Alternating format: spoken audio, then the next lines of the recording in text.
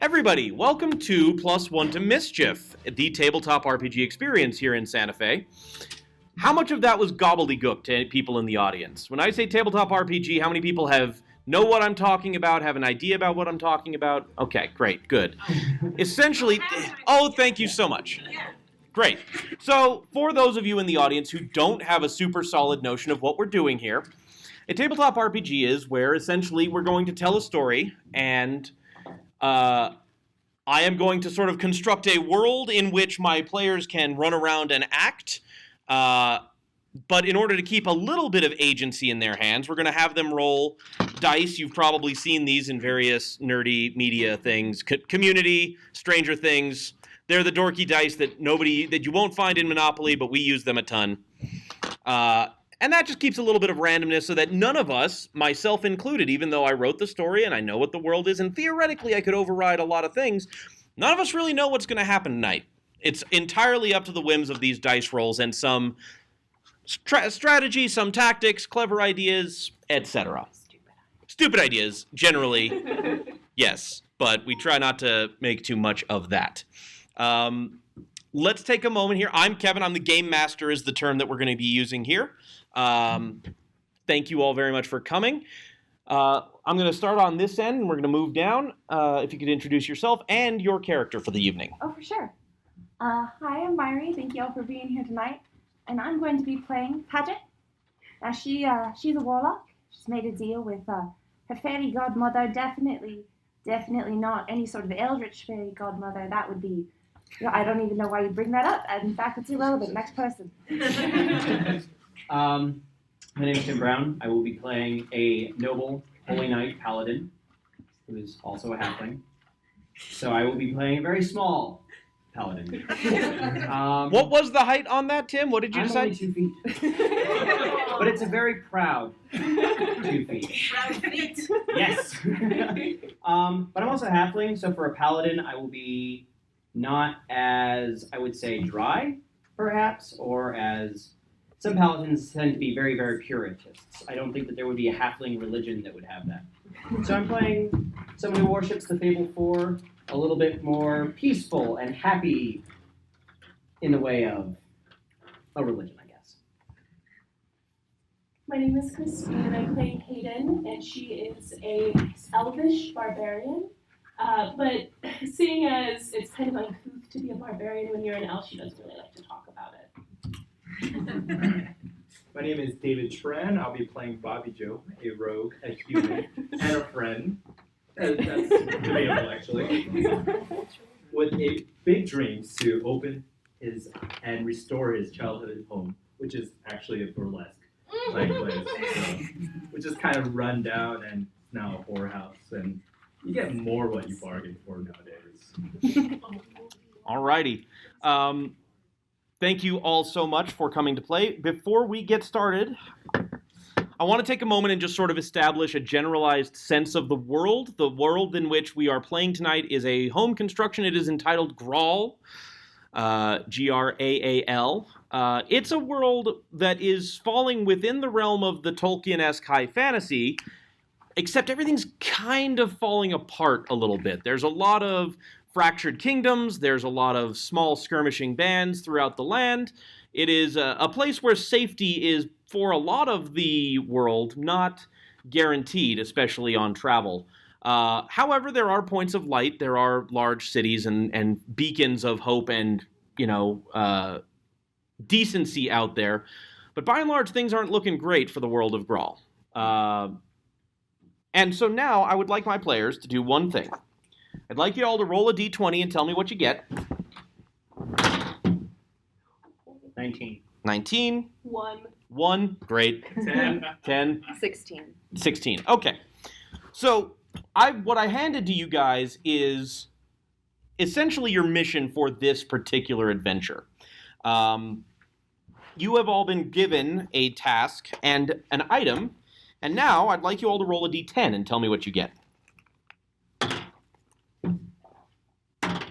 5. Alrighty. 6. 2. 9. Alrighty. For the record, usually higher is better, lower is bad. Yeah, So historically. I'm rolling Five, winning rolls. 6. If you roll a 20, it's perfect. A 1, it's well, that's the Less. worst. You had the 6. 6. There we go. 6. Who had the 2? And if you could pass him the 9. Yeah. That's the item that they received in order to complete this task. In order to. Well, that's it's not to help you on your task. Oh, That's the thing. okay. That I'm carrying? Yes. Okay. So, Tim, Is the audience prairie to these pieces of information? if you want to tell them, if you want to keep it secret, you can keep it secret, or you can just tell the audience. It's up to you. All right. Fine. We're not telling you nothing. Like I say, I'm playing a paladin. I must be honest and forthwith with all people. That said, I'm carrying an item for a priest. I must deliver it, and it is a knife, a magical knife. It will cut cheese and salted meats very well, and pretty much nothing else very well. oh, you got the charcuterie dagger. Yes. I had a lot of Wonderful fun. dagger. Yeah. Yeah, right? It's super useful. It's those hard cheeses that get you every time. Yep. Like butter through hard cheese, through somebody's stomach, not so much. That's not the intention. So, all right, Tim, we find ourselves, and you have been sitting in this grubby in a wooded enclave. This is a grubby, gray sort of stone construction that is filled with chairs, because you are sitting in the Grighund carriage line way station. It's empty this far out in the country of Triboche. You're in Triboche, everybody, which is a smallish kingdom, not particularly powerful, but peaceful at this moment in time, in that nobody is actively invading it and burning and pillaging and doing what invaders and pillagers do. You have been sitting here for 3 hours since the last carriage dropped you off here, and you're waiting for the number 6 line to take you to your destination. So it's a fancy bus stop. I wouldn't even say it's a fancy bus stop. It's a carriage. It's an old bus stop. So, what have you done in 3 hours? Prayed. You just sat there and prayed? It's a musical praying. Yeah. Do you actually play an instrument? No. No. And I can't sing very well either. So you're just sitting there singing off key. I would think it might be the reason why they sent me away from the church. Okay. Wow, pulling them heartstrings already, guys. Okay. Paladin needs all the help he can get. There you go.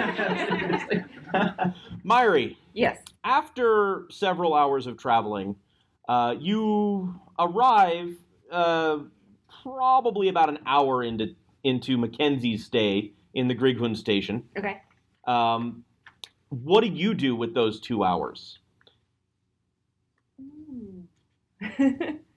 Probably just sit there and make awkward eye contact with people and smile a lot. Okay, there's 2 people in here. All of those 2 people. There's Mackenzie, who is a 2-foot paladin clad in armor, carrying a package.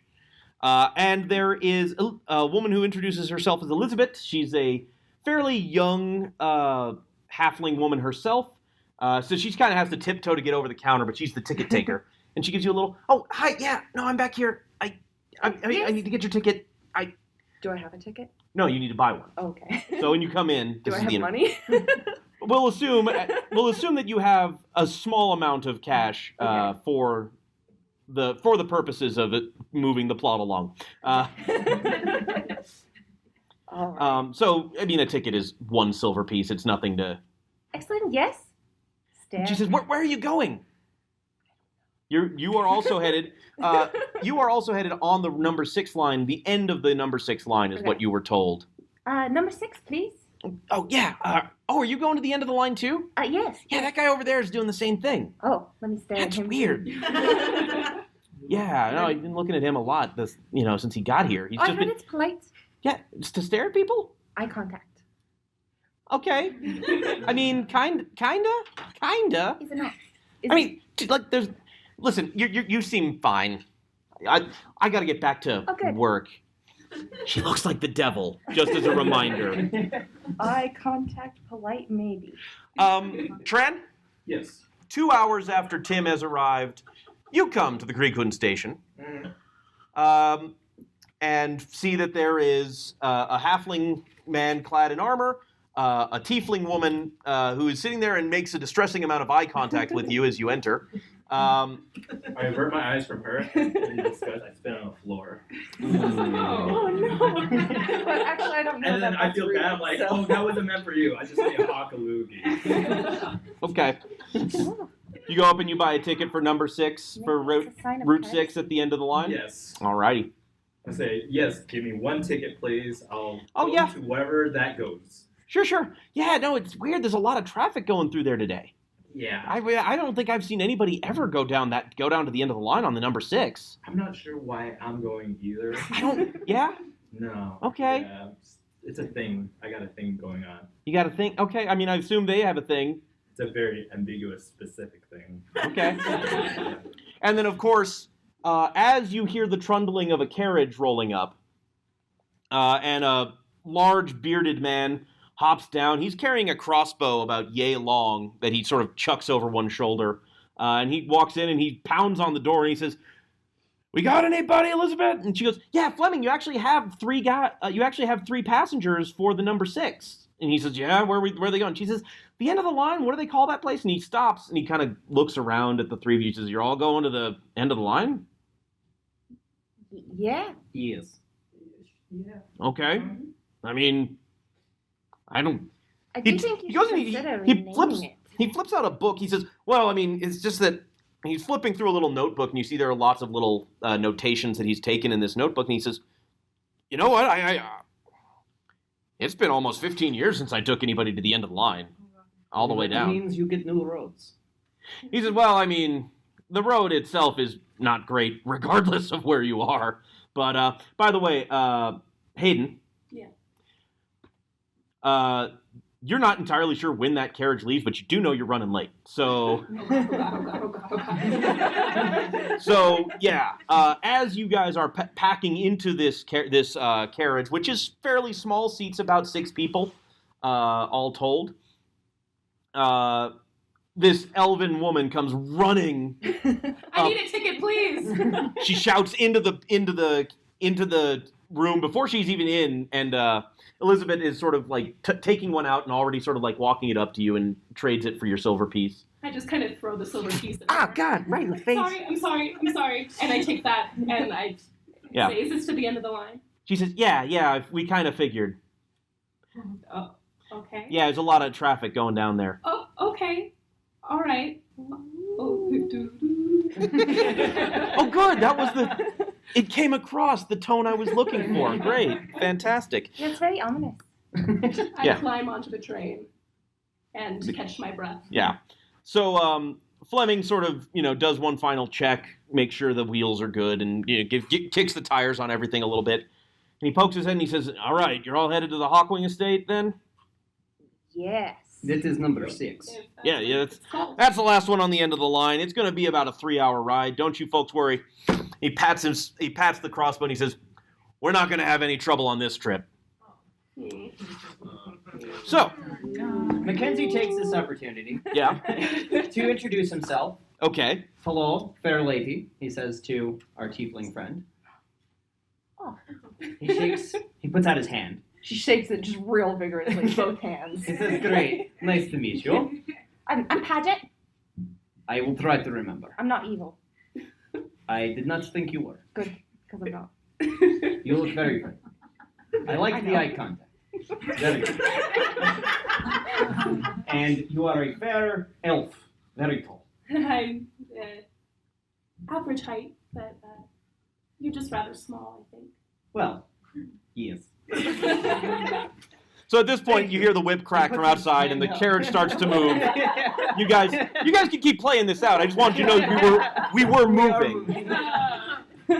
So I take your very tiny hand and gracefully shake it. You are delicate, like flower. You are quite noble, good sir. Thank you. He bends to a knee. which is tough. The only he could pull it off in this little carriage because you guys are kind of like knees to knees. But he's 2 feet tall. He just gets down on one knee. He's fine. He's good. I would say he is travel sized. All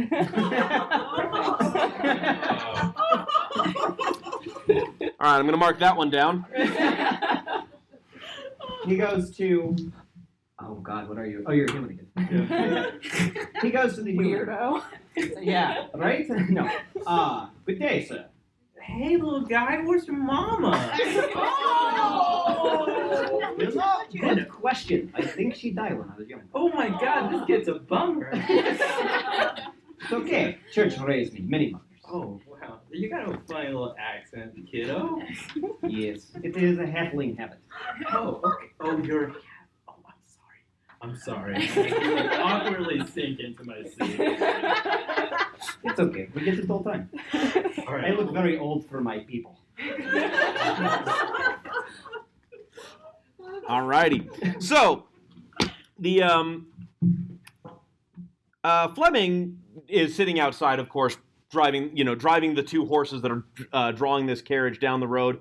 It's, as he said, not a great road, even from the very beginning. There are a lot of sort of like, it'll go good for a little while, it'll go good, and then ba-da-ba-bum, and then it'll go good for a while, it'll go good for a while, and then ba-da-ba-bum. It's getting... This is the last carriage out of the station, so this is probably about 5 o'clock in the evening as you go, and there's a light drizzle that starts maybe 15, 20 minutes into your journey, so you can hear this light drizzling of rain outside. Is there any... Yeah. Does Fleming need company? Is he lonely out there? Make an insight check. So he's going to roll a d20, tell me a number. He gets a couple of bonuses based on whether or not he's smart, whether or not he's wise, whether or not he's strong, whether or not he's dexterous, whatever his... 18. 18. Good number. 1 to 20 is generally the range. Sometimes we'll go over into the 20 to 25 range. Those are really good numbers. So, with an 18, he's fine. He basically... This is what he does all day, every day. So he seems Good. Totally fine. You can hop out. He doesn't seem like he wouldn't kick you off the seat, but he doesn't need you to hop out there and keep him company. Oh, okay. All right. This is not some lonely wanderer, sadly, shepherding people across the afterlife or I anything mean, he like could that. be really bored. He could be really bored. He doesn't seem like it. Oh, okay. He actually, you kind of like poked your head out of the window and glance up at him, and his eyes are moving around constantly. He's got a real watchful eye on the road. Fleming, sir. Do you need another yeah. pair of eyes? He says, "Well, I wouldn't say no to it if you want to hop up here. Well, no, we don't expect any trouble. Number 6 hardly ever gets any issues, but What time of day All right. is it? it's like 5 o'clock. Okay. Mackenzie tries to hop up there. Okay, that guy left. Oh my God. I'm not going to make... He was being too friendly. Yeah. I'm not going to make you roll for that, Tim, because, oh my God, how horrible would that be? Yeah, you can just swing yourself out of the window and sort of hop up there, Good. and you're sitting with him. I will look out the back. Okay. Yeah, you're keeping an eye on the back of the road. Go ahead and make a perception check. It's always a bad sign. Only 16. Okay. You don't see anything. There's no signs of danger. Don't kill us, I man. won't do it again. All right. There's no signs of danger of anything that you can see. A cool mist is starting to rise out of the forest that surrounds the road. You guys are riding for about, as I said, it's a 3-hour trip. An hour and a half in, you've passed by 2 villages that you've gone through, and Tim, what you've noticed looking at the villages, because you're actually out looking at them, is the first one is a fairly good sized, bustling little village. People are grabbing their stuff and heading home at 5:30, ready to close up for the night. Second one, not quite so large. As you cross into the third one, it's, at this point, it's basically a hamlet. It's like 10 families. So basically, as you're going along, there's less and less populace out this far. Mackenzie asks Fleming, sir, how many towns, villages are there? 6? 5. The 6th, your spot is number 6 on the 6th line. 3.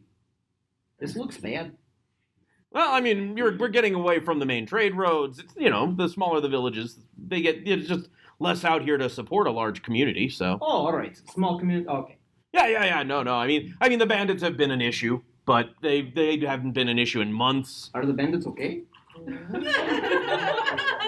He gives you a real quizzical look and sort of goes, I'm sorry, what? They have issue. Well, I mean, I couldn't tell you about the larger socioeconomic thing. I kind of drive a carriage. It's not really, I'm not a politician or a lord. All right. Fancy words mean you're good. I get it. Okay, yeah, sure. He whips he kicks up the speed a little bit. Maybe. Back in the carriage, are you guys doing anything, or is there just tense, awkward silence for several hours? I mean, I don't think it's tense at all. I'm just sitting there holding this sword, I'm averting my looking around eyes. really Oh, you've got a happy. sword? I do have a sword. I'm holding this like wrapped up sword, just kind of in front of me, like. That's a detail. We like those. Why don't we do this? So she's carrying a sword. He's got a package. Are you carrying it in a package, or are you carrying it out? It's in my backpack. Okay. What have you guys got? You guys have anything noticeable that you're I got carrying? a bag I'm just like staring into, like Okay. as if it's someone staring into the void. Just dipping my hands back and forth, just like, how does this work? Okay. I'm holding a pair of yellow boots. A bag of holding. I didn't have any place to put them, so they're just these awkwardly like half wrapped yellow. Oh yeah, and they are bright neon yellow, right? Like they are hideous. So those are nice. They're interesting. Yeah. Nice. I like your horns. I do a cough. I'm just trying to enjoy the scenery. So, Can you explain what bag of holding is? Because he let everybody know that he's carrying one. oh well, he doesn't have a bag of holding. Yeah, I do. No, you don't. Read it again. A bag of holding a thing. It's a bag of holding a thing.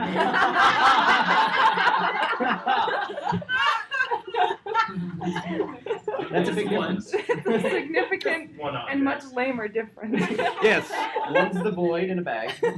Yes, for those who would like to know, a bag of holding is a magically enchanted bag that holds massive amounts of treasure, and you can dump an almost infinite amount of stuff into it. The bag of holding a thing, for those who'd like to know, can hold one thing. That's it. No. One. It's a bag. Oh no, it's worse than a regular bag, because if you put a fork into it, that's it. There's plenty of physical space for other stuff, but if anything else you put in there, the fork gets ejected. It's the bag of holding a thing. So you can Yeah. put like a horse in there, though. Well, if you can get a horse through a 3-inch opening, yeah. You try real hard. Yeah. Just believe in yourself. I don't think you get a very live long horse. snake. I don't think you get a horse out of that. You might be able to get it in. Getting it out would be tricky. So it is now about 6:30 in the evening. You've been traveling. You're about halfway there. Can't wait.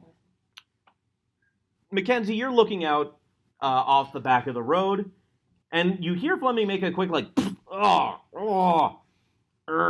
turn around. So you turn around and there's this greenish goo that is just splattered all across him from his waist up to his face.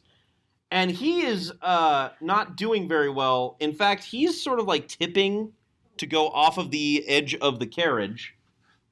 What do you mean greenish goo? Like green goo. Gack, right? Gack. From when we were kids, Nickelodeon. Transparent. Not transparent, really thick, mucusy Is goo. it doing anything other Just- than just hit him, or is it like moving too? No, Like it's going off just the dirt. stuck all over him. But by the way, make a quick dexterity check to grab him. I'm assuming And you're- not the goo. I didn't say that. Fair enough. But you're a paladin. You're a cleric, man. A I know cleric. you're a paladin. Oh no, I'm gonna grab it. Yeah. I'm just wondering if I had an option. Okay. So with an 11, he's like half off and sort of like upside down. His head mere inches from the ground by the time you grab him by the ankle. He didn't hit the ground, but you're just kind of like trying to haul him up, which is a real problem. Yeah. I was just gonna ask, should I do a strength check? I was going to say that's probably where you need to go with this. Can we tell something's happening from inside the cave? Oh, It's a well, 19 minus 2. everybody, 19 minus 2, A 17. very small. Very good, but yeah, no, you find deep reserves of inner strength and just seize them. No! inside the carriage, can I have y'all make a perception check?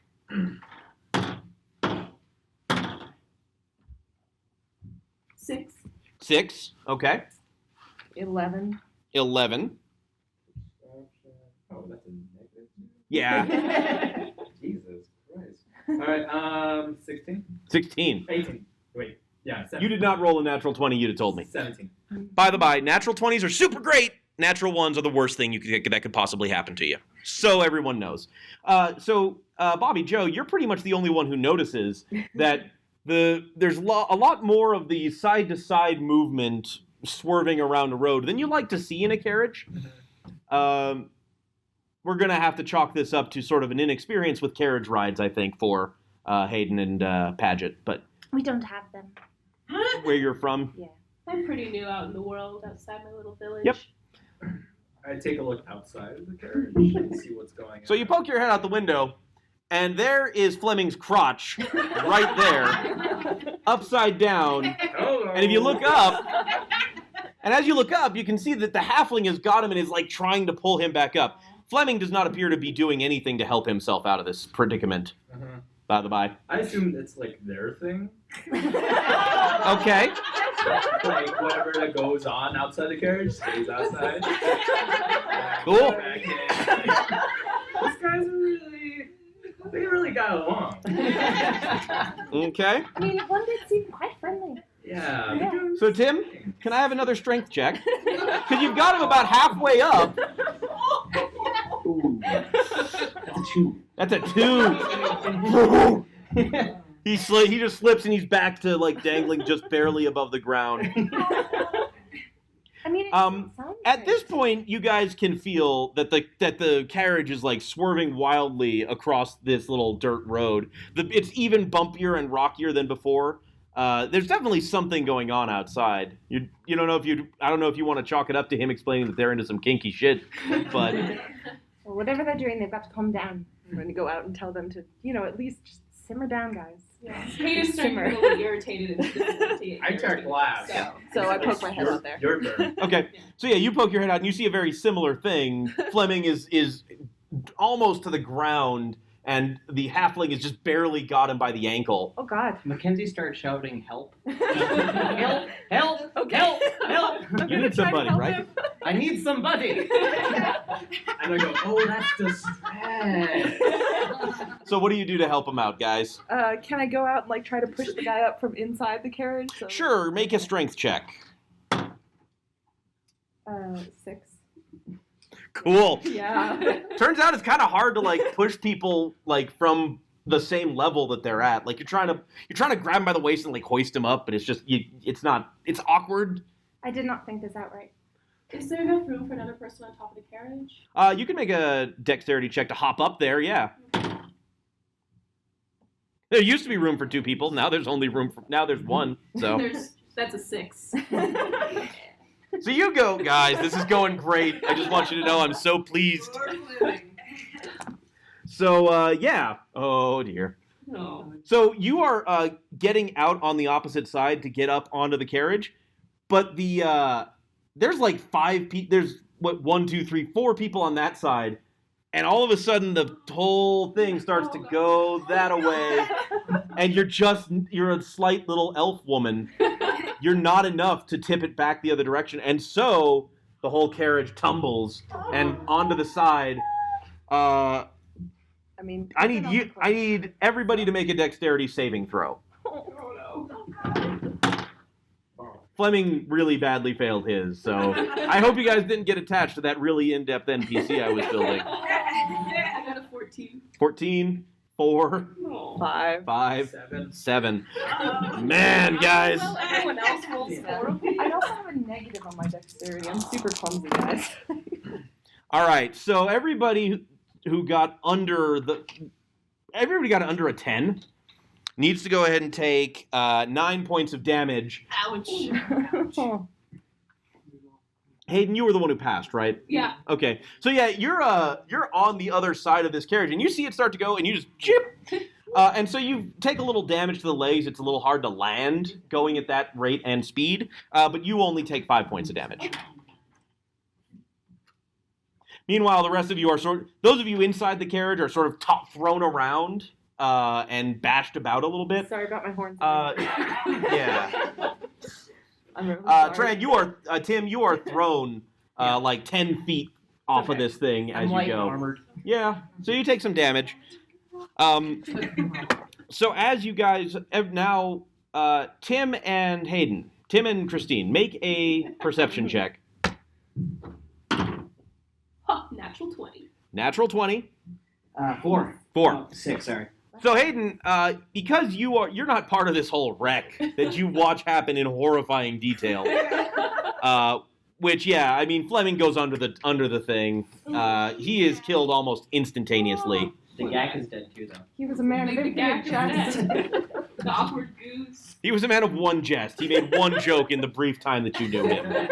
Infinite jest might be playing it a little thick. The horses break their thing snaps off and they book it down the road, which is what you're tracking when you see the figures come off of out of the forest. 3 of them, Oh. 2 of whom are human and elven respectively. As they approach, the one in the middle that they are flanking appears to be a massive toad walking on its hind legs. Okay. Wearing what appear to be like the skins and hides of creatures that have been roughly stitched together and sort of like crude mystical sigils carved or drawn onto that. So they're approaching. The 3 of you, Tim, you miss this entirely as you're trying to like get to your feet and clear your head. You 2 don't get to see it because you're crawling out of the wreckage of this carriage. So the guard that gave me the yellow boots Yeah. told me that I would know who I was supposed to give these boots to. And for some reason, this giant toad feels like I should be giving him these neon, Okay. these neon yellow boots. It feels right. That feels good. That feels right. It feels like a suitable match. Okay. So as they approach, go ahead and make an insight check.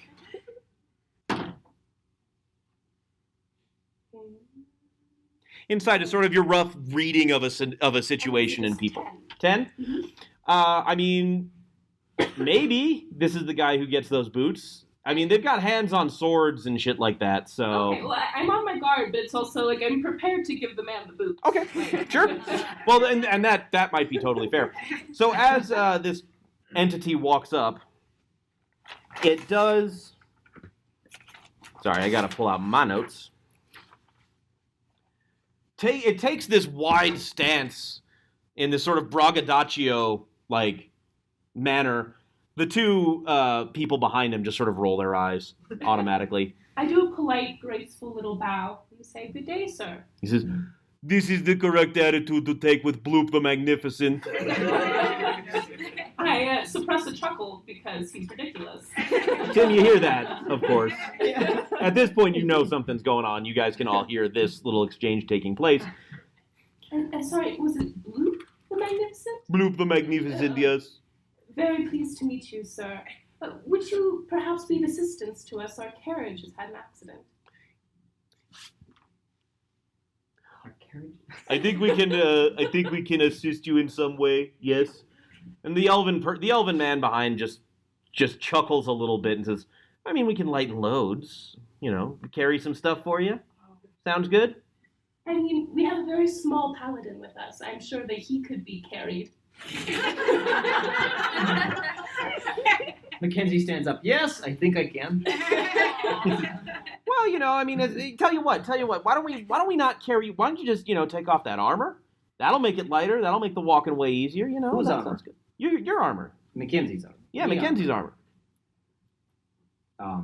We'll know. I mean, I don't know that this is necessarily the best tact. I mean, we're just trying to help you out here. It's never going to fit you. Oh, I don't want it to. Do you have small child? Halfling friends. You know what? Hey, what kind of business is it of yours, buddy? Huh? I didn't ask for. It's my armor. Well, you're gonna get it back.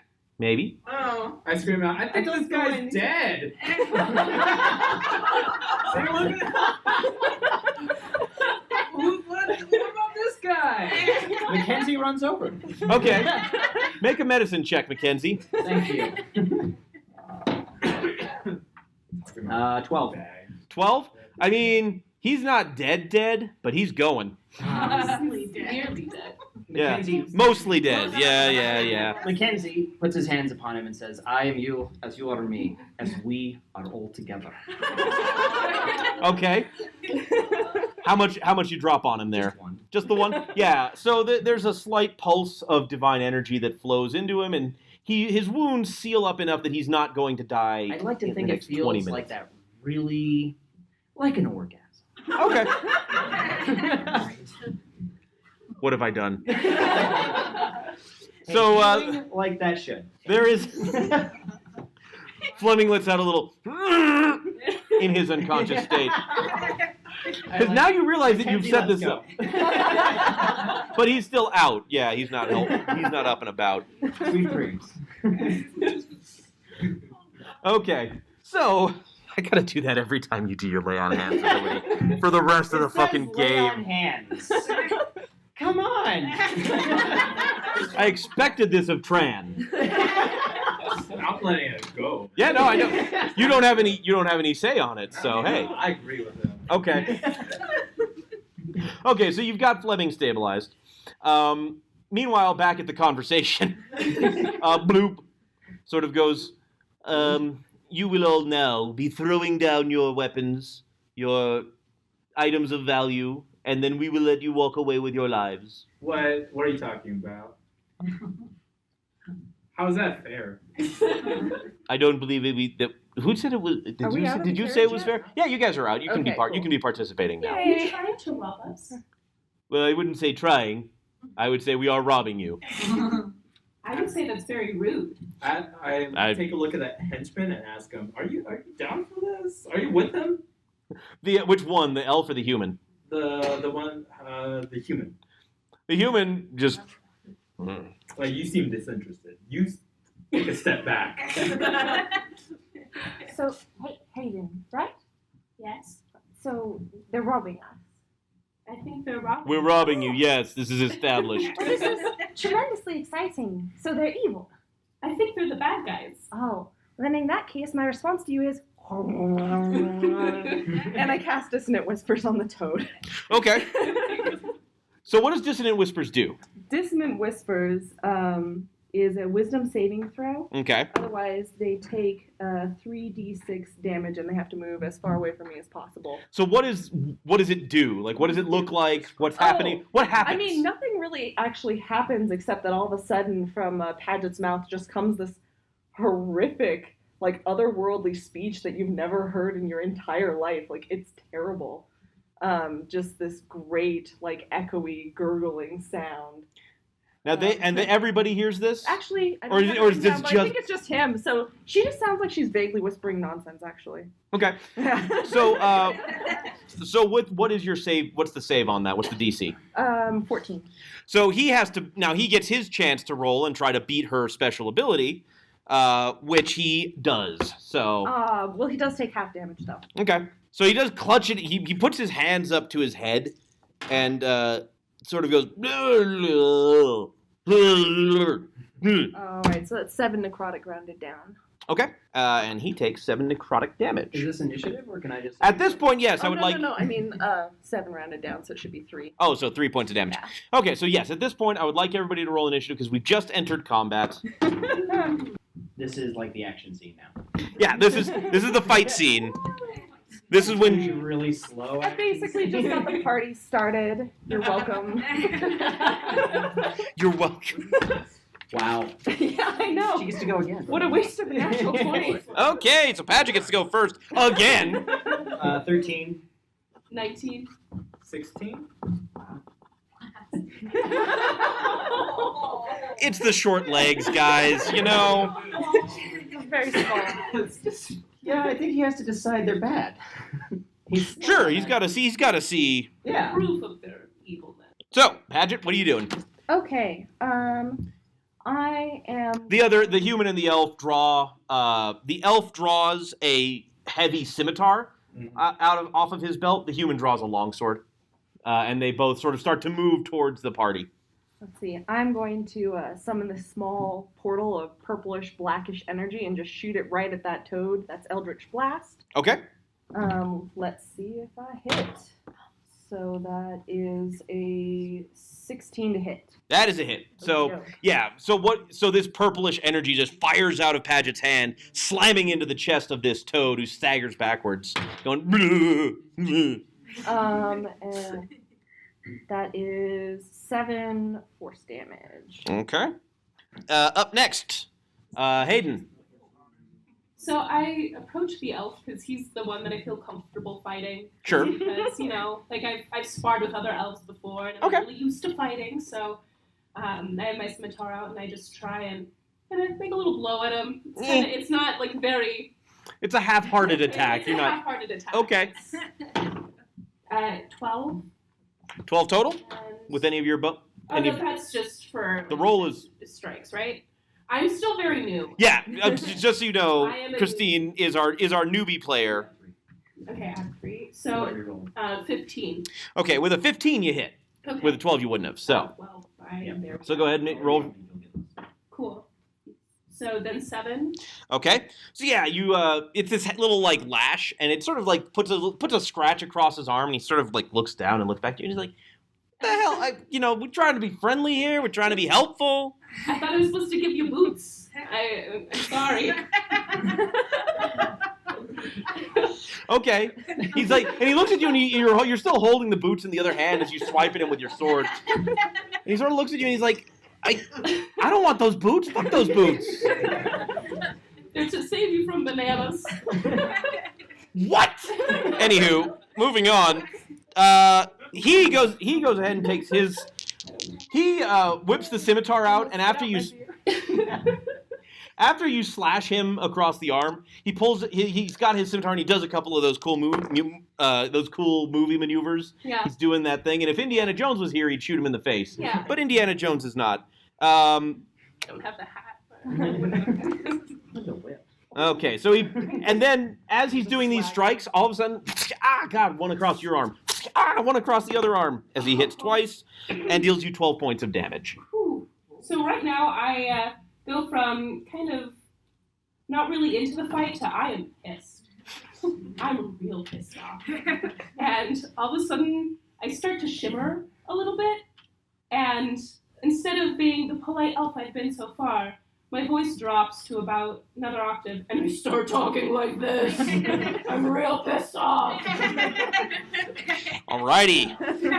Tren. Alright, the human hasn't attacked yet. Nope. He's drawn his sword. I draw my sword, it's like, yo man, you're human, I'm human. This doesn't have to be our fight. We could just pretend to fight and let them deal with what they're dealing with. I'm gonna try to persuade them. Sure. Okay. So go ahead and make a persuasion check. Okay. 11 plus 4, 15. Okay. Okay. He sort of nods at you a little bit. Yeah. Tip? Can you do that again? Yeah. Both going, yeah. Oh, he's not saying anything. He's just nodding. Oh, I'm doing the same thing, but... Tim, it's your turn. Okay, Mackenzie says, well, I guess it's fight then. There will be an answer. Okay. That's my war cry, just for that. I'm gonna fling 2 daggers. Okay. Oh, I thought there was a cheese knife involved. He doesn't have. Throw the cheese knife. Wow, good call. It's a 1. Oh God, yeah. Natural 1. You reach into that backpack and you throw that knife and it lands dead center. Who are you throwing it at? The elf or the? I was going for the frog. Yeah, so it lands dead center in that frog and it just drops. It didn't even scratch him. He's not made of cheese. He is not. I'm really glad we discovered That was not the puzzle. Was not waiting to find the secret cheese monster. Or salted meat, for the record. Hey, I mean to say, no. No. Okay. Well, it's his turn. Hang on. Okay. So in retaliation, he goes, that was a pathetic throw. and spits this huge wave of mucus at you, Tim. Oh. How huge is huge? Well, I mean, this could be relative. this is true. And in fact, I think that's what we're going to have to go with because he just rolled a natural 1. Awesome! So it's this huge spray of mucus that just goes right over your head. Doesn't even touch you. The carriage is now coated in this thick sheen of mucus. And he goes, oh, that sucks. Mackenzie just kneels. The gods are with me. So that would be a disadvantage on you. Yeah, it's okay. Alrighty. And, alright, so, Tim, as you kneel and say, the gods are with me, 2 crossbow bolts come flying out of the forest and miss you entirely. Which is amazing. It's the wee targets in life. They're really struggling with a 2-foot tall warrior. They don't know how to cope. Tran, you, however, are struck right in the left shoulder by a crossbow bolt coming out of the forest, and then the guy hits you in the face. I was like, oh, what? We made an agreement. No, he rolled really well on his deception check. So you take 6, 7, 8. You take 8 points of damage, all told. Oh, dang.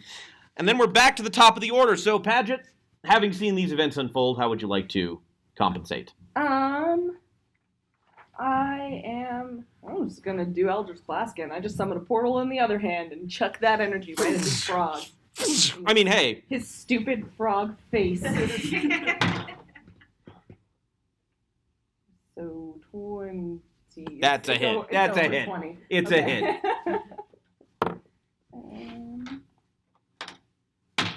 9 necrotic. 9 necrotic damage. All right. So this time you kind of clock him in the face, and he reels back like he's taking a haymaker, and he comes back, and there's this blackish goo that you can see crawling through his veins. These wounds they cannot heal. Had to be done. But no, this blackish necrotic stuff is crawling through him, and he does not look good. You are very rude. Spitting loogies at people. Spitting Louis. Hayden, it's your turn. So I'm full on raging. Yeah, you are now raging. I'm now raging. And so I just go for the elf because he's the closest one, Sure. obviously. So that is. So what do I add to this again? Sorry. You attacking? Yeah. 3. Pretty. And So then does that's her rage add anything? It actually adds +2. damage. Add +2 to the So- attack and the damage. Oh, Right? cool. I'm pretty sure, yeah. Cool. So Yeah, by the way, if you're in the audience and you know that is correct or is not correct, don't tell me. We don't need to get into that fight. We So, could be here all night on Yeah. You are the master. exactly, I've changed the rules. It's all right. So 17. 17, that's a hit. Yeah.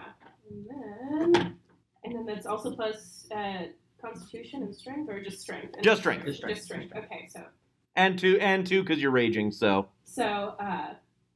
that is 14. 14. So yeah, you drop that.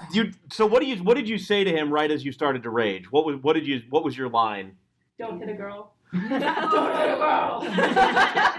So yeah, just sort of like with a baseball swing, just whack right into his arm, and he goes ah ah, because that was a huge hit for him. He's not looking good. In fact, bad is how I would describe his look. Blood gushing out of one arm. It's his turn. So he goes again, and he takes some swipes at you. This time, one of them you see coming, and you just kind of duck lazily out of the way because it's coming off of his fucked up arm. And then he comes back it comes back a little faster than you'd expect and takes a chunk out of your side. But you barely even notice because you're raging. And so even though this is the best he could possibly hit with, short of a critical, you only take 4 damage. Okay. So he just drops. It sinks into you, and you seeing this lack of reaction makes him go kind of like, "Oh, mommy." Woman. Tran, your turn.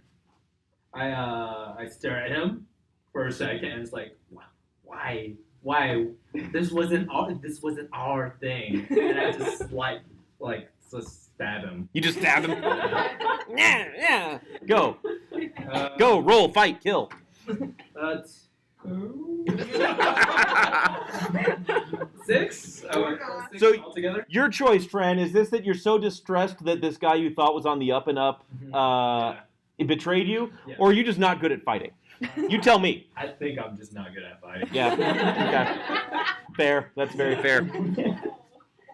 Okay. So yeah, you go to stab him and he just steps out of the way. I think my heart back- was just broken. Yeah. By the trust. I was just like, Tim, meh. what you doing? I mean, she's got the frog, I think. I could be wrong, but he looks like he's in trouble. Yeah. And a friend in need. So yeah, I'm gonna pull both short swords and barrel at the guy. Okay. Great. It's an 8. Oh wait. Yeah, no, it's an 8 and an 11. 8 and an 11. No, neither of those hit. Okay. He sees you coming, and I'm tempted to have him just put his hand out. I would respect that. Yeah. They are Yeah. very short swords, apparently. Yeah, I mean, listen, man. A short sword for a human is like yay long. I can only imagine what a short sword for a halfling would look like. Hey, just because they were daggers when the guy sold them to me. Okay. All right. Well, seeing you and him kind of clumped up. Oh no, you've hit him pretty hard. Bloob the Magnificent again opens his mouth and sprays a hissing wave of green liquid at you. And me? Yep. Okay. What is your AC? My AC is 10. So that is a hit. Okay. You are now going to take 2d6. I need you to make a Constitution saving throw. 15. Okay, so I had this written down. Okay, so you are not poisoned, Okay. but this poison that he has sprayed all over you is kind of eating away at your flesh, and you do take 7 points of damage. Okay.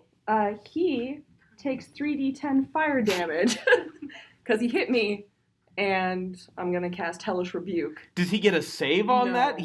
What? I mean, no, I think he gets... No, he's got to get one. Yeah, he does get a save for half damage. Okay, I was going to say, like, automatic 3d10 fire. Okay, well, roll your 3d10. He does not make that save, guys. He was not expecting... Don't hit a girl. Don't... If there's a catchphrase for tonight, man, it's don't hit a girl. Because they will fuck you up. That's funny. So, no, that's... so that was 19. Yeah. So 26 points of fire damage. Yeah, he sounds delicious now. So as you, Is that uncouth in this world? to eat frog legs? Frog people. You've never met a frog My person. Island. I've never met a frog person. So it's just a talking toad. Okay. So, yeah, so he sprays you with this acid, and what does it look like when the Hellish Rebuke activates? I mean, I just snap my fingers and he just bursts. Shit, man. Okay. So yeah, you snap your fingers at him, and he just goes, "What are you?" Ah! Ah! And I think, given that this is a giant talking frog, I do have to throw the Kermit arms in there. I'm sorry, I'm just picturing And he just Michael melts Caine. almost instantaneously into ash. When this is happening, I'm like, see that? That's my friend. She does the same to you. Watch it. Yeah, and I mean, at this point, the elf who just took a huge hit from you watches her snap and incinerate his boss. And he turns, he runs, he grabs the human, and he's just like, "Let's go, man. Let's go. This did not work out. This did not work out." And they just book it into the forest. She's just standing there laughing maniacally. I mean, wow. Rude people these days. All right, so we can go ahead and go out of initiative at this point. How are you guys feeling? What do you want to do? I'm going to check Mr. Toad. Oh, I mean, he's gone. He's gone. I mean, you want to save him, you can drop some healing on him, but I mean, it would not be. He's dead. It's dead. I get it. That's reasonable. It would be like to try to save a man with 3rd-degree burns across his entire body would probably not be a kindness at this point. Do it. I mean, anyways. listen, man, Let's frog try legs, you know. that. That'd be a meal. I don't know. His spit was poisonous, so his skin could be. Can we like harvest some spit? Is that a thing? 'Cause I know it's a little gross. You can try. Go ahead and make a nature check. I did incinerate him. So as you guys are, random mucus Oh, lying that's around. true. Yeah, mucus. So you Okay. said which check? nature. So 17. 17. Wow. Okay. Yeah. I'll go ahead and say that deep in the extra crispy recesses of this frog's body, you are able to sort of like pull out what is the gland that generates his toxic. Holds her off for a second and says, "Hold on, hold on. I believe in yesterday." And I close his eyes. Okay. And then, okay, whatever you want. It's no matter now. And It's they're burned too, so it's hard. Yeah, it's like Yeah. I mean, they kind of like it's like you go to like close the little bulging eyelids, but they just snap off. I mean, It's all right. I just don't want him to see this. well, he ain't seeing nothing. That's And after that sweet moment, I And viciously at that point, yeah, you just dig into like the back of his throat with a knife. How cooked is this guy? Pretty cooked, man. I gotta. Don't do it. Mackenzie. Do it. I've had a hell of a day. I made a new friend, and then the trust was broken immediately. I'm going through I'm hungry. I'm hangry. Okay, I'm gonna buy a little. you're gonna take a chunk out of him. I'm gonna. Go ahead and make a Constitution saving throw, Tran. By the by, this is a phrase you're going to hear an awful lot throughout these games. Tran, go ahead and make a saving throw. Okay. I've played with you a lot. Constitution 14. 14? So it turns your stomach a little bit to chomp into this, and you can tell it's probably not good. Like, he's not cooked. He's just like incinerated. You're basically eating ash at this point. Overdone. Yeah, super overdone. So is this acceptable? Do we eat people? No, don't do that. It's questionable. Don't listen to her. Mackenzie. So that's a maybe. Okay. Mackenzie walks up to Paget, grabs her by the shoulders, and says, "Do not carry world upon your shoulders." And it's cure healing. Yay! My hit points were really low. Okay. So you're standing in the middle of the road. The carriage is overturned. There are no horses. Fleming is unconscious. And the rain is slowly starting to increase. What do you do? I wave for the archers in the woods. There have been. Oh, you wave at the archers? In the woods. You If can't I- see any. I'm like, hello. And there have been no other attacks. You can come get your friend. It's overdone. There is no response. Do we want to like camp in the carriage full of slime and dead? I mean, or do we go to? Do you want to? Are the horses still around? Oh yeah, there were horses. They took off down the road when the thing snapped. You could go try to find them. You might be able to track them down. I whistle for them, and it's terrifying. Go ahead and make an animal handling check with disadvantage, so that I can explain this mechanic. Advantage is when you roll a dice twice, and then you get to use whichever is the better number. Disadvantage is when you roll it twice and you got to use the worst number. The worst number was 2. The worst number was 2, so yeah. This horrific screech of a whistle comes out of Paget's mouth, and horses do not come running up to it. Wait, what does that sound like, by the way? I can't whistle in real life, so I have no idea. Make something up. Thank you, Kevin. There you go. This is what I'm here for, the funny noises. So, Do you want to head into the forest where maybe we can get cover from the rain? Yes, that sounds nice. Yeah. Was Okay. there anything in the carriage that I should take? Can I take a look? you can make an investigation check. Totally looking for their supplies. Mackenzie starts trying to pull Flint. I got Pull 11. flint? Oh, you're trying to like light a fire? Fleming. Fleming. His name is Fleming. Yeah, well, you know. Wow, that's an ironic name. It's 11. Damn. Is it Did you just do that on PHLEM? What's your investigation check, guys? 11. 11? Oh, do one. Anybody who's looting the carriage, Oh, yeah. I'm not looting the carriage. I'm just carrying. 16. 16, 14. 14. So Hayden, yeah, you find that there's like a small box in the carriage that has like the personal effects of Fleming and like a small bag of food and rations. Cool.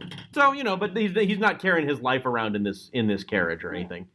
Fleming sort of starts to Oh, right, he's alive. Yeah. I forgot that he was saved. He really, in a really relaxed manner, kind of opens his eyes and gives a little smile and then kind of goes, oh, that's not great. Oh, God.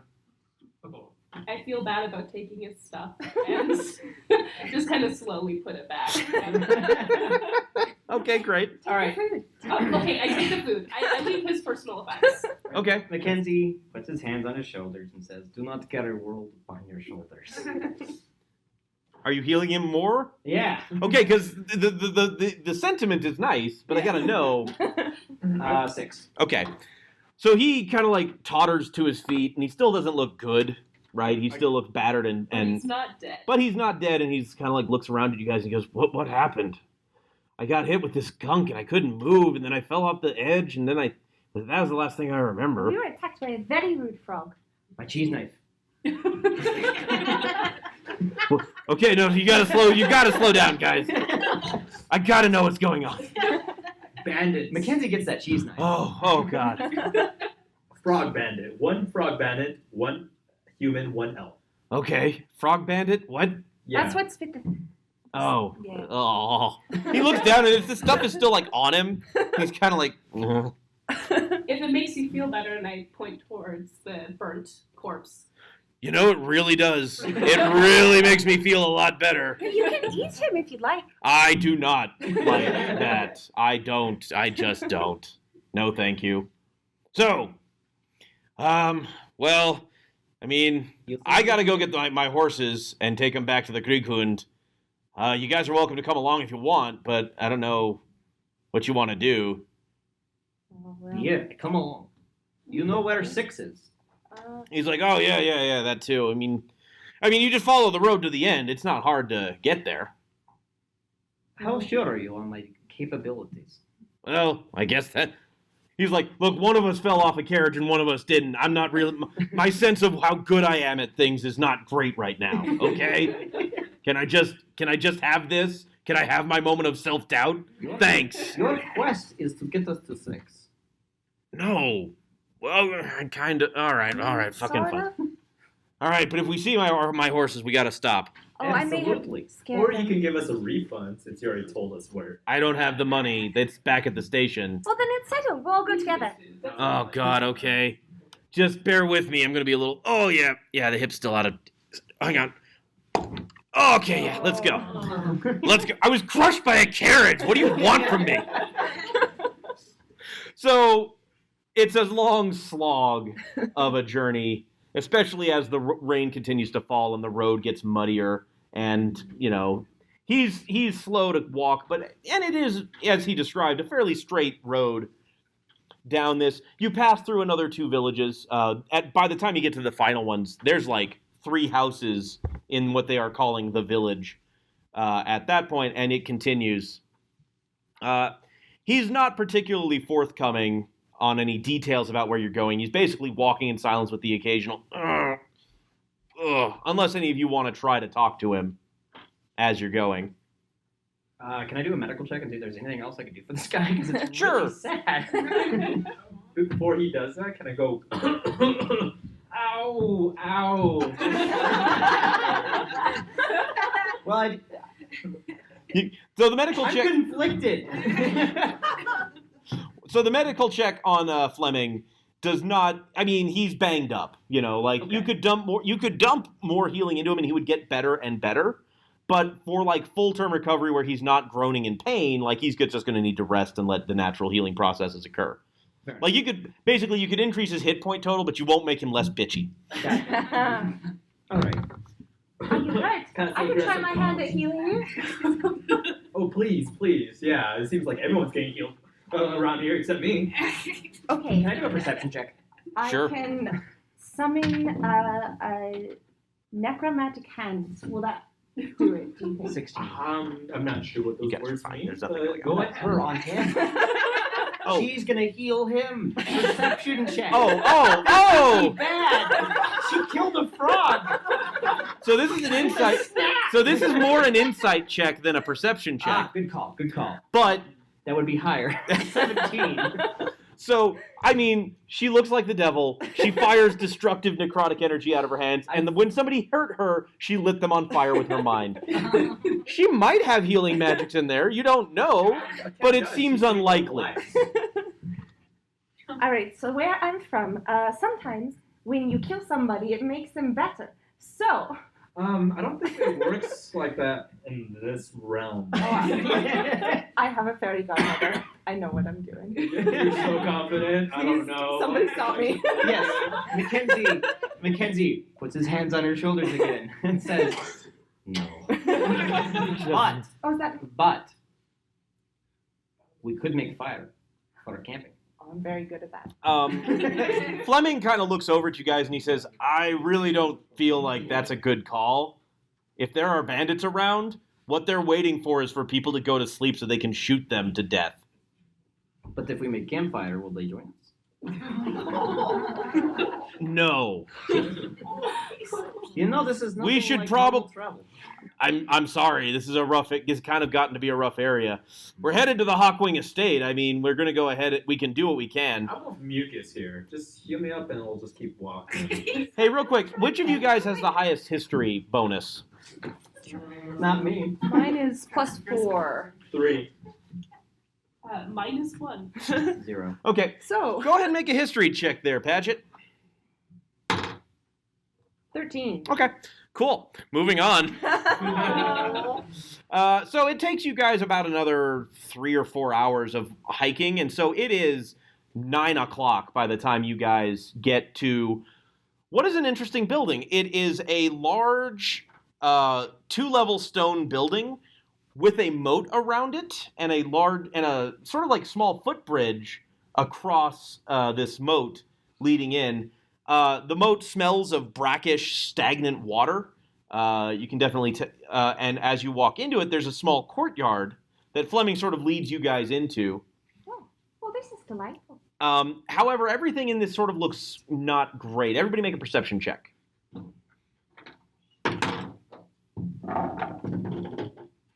Yes. 20. 20, 4. 15, 4, 3. 3. I think this place is beautiful. No, I mean it is. And to your eye, it is. I mean, it's a slowly rotting stone structure in the middle of nowhere. This is amazing. This is great. As you guys cross the bridge, Tim, I'm going to go ahead and hand most of this information to you. You notice that this is a fortified structure. Mackenzie starts to speak aloud. Mhm. This is a You're very sort of fortified pointing structure. You're sort of pointing out that like the bridge can be retracted, Ooh. and there are arrow slits in the Ooh. walls, and you can see that like this is a manor house, but it's made of stone, and it's built to like this is kind of a fortress. This is It's- kind of fortress. You know. It's dangerous. I Very want dangerous it. looking. So as you guys walk in, you're standing now in this open courtyard, and you can, Hayden, you can tell this was at one point like a garden of some beauty and growth. There are huge trellises with vines crawling up them, and you can see what are clearly beds of various kinds. Nothing has grown in it for years, easily. It's sad. It was once a beautiful garden. Yeah. Aw, thanks. Something even better. I'm glad you didn't heal me. Fleming has walked over to the doors on the interior of this courtyard and pounds on it, and he says, "Carriage service! The saddest goddamn carriage service you ever saw." Perhaps we should go into Candygrams. What is Candy Graham? He hears that and just turns around and just gives you this dead like dagger look, just She like, was saying it in all sincerity. I know, but he took it personal. That's fair. That's really fair.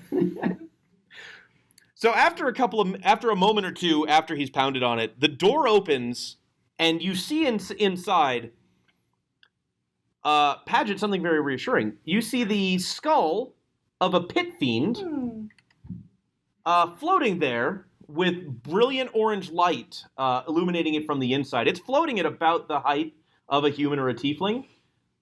And it kind of glances around and says, "Can I help you?" Oh, yes, excuse me, sir. I'm here to make a delivery. I think this is the place. Yes, I believe it is. We've been expecting some things for quite some time. All of you here for the... are you all of you here? What can I help you, all of you, with? I have some boots, but I don't know if they're for you because you're a floating head. They are almost certainly not for me, ma'am. Okay. I also have an item. I got a package meant for the one. It's I don't know. Could you be the one? Who knows? He says, "I'm fairly certain I am not. If you will proceed this way, carriage driver, there are rooms upstairs. Feel free to establish yourself in there until you're ready to travel back to town. Come this way, please. This way. You almost missed the reading." He floats into the and sort of beckons you in with a small pulse of orange light. Reading? Yes, the reading of the will. Who's Will? Oh. No, who is Will? Oh. The Will. I mean, I presume it's his. He's a skull. No, it's not my will. Believe Thank it or you. not, the Will. Oh no. Are you? Am I going to have to do this? The last will and testament of Jean Hawkwing is being read tonight. Thank you. Please come this way. All right. Go ahead and make another history check there, Myri. Not great. 7. Nope. All right. Great. None of you know nothing. I don't This know. is I don't know fantastic. So he takes you into this building, and again, it's clear that at one point this was a fairly nice building. You can see that there's a billiards hall off to one side, and there's what appears to be a room with the rotting smell of like paper that's molded and mildewed over time, and there are tapestries hung on the wall, and the skull floating along says, "You may refer to me as the executor. Thank you." Lovely. Yes. It's a horrible name. Well, it's a legal term, you understand. What's your actual name? I don't see how that's relevant. All right, the executor. Thank you. Got it. Thank you. And at this point, before we continue, I think we should take a quick 5-minute intermission. Let anybody who wants to grab a drink, grab some extra food, grab a snack. Beer. Another beer. I recommend beer heartily. I might grab one myself. It makes this a lot funnier. And prettier. If not. I need help with that. They don't. But. All right, so let's take a 5-minute intermission. Everybody, feel free to disperse. We'll be back in just a few minutes with the rest of the Thanks, session. everyone. Thank you so much.